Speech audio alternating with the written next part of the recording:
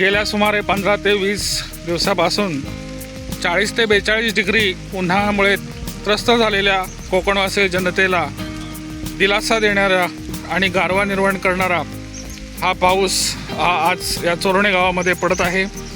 या ठिकाणी पाऊस पडल्यानंतर वातावरण एकदम थंड झालेलं आहे, तापमान कमी झालेलं आहे आणि उन्हाळ्याच्या या असह्य तापमानात थोडा तरी रिलीफ या गावकऱ्यांना ग्रामस्थांना मिळालेला आहे। आणि हा गेल्या जवळजवळ 15 ते 20 मिनिटापासून हा पाऊस पडतोय आणि ढगांचा गडगडाट आहे, विजा चमकत आहेत। धन्यवाद। मंदार कात्रे।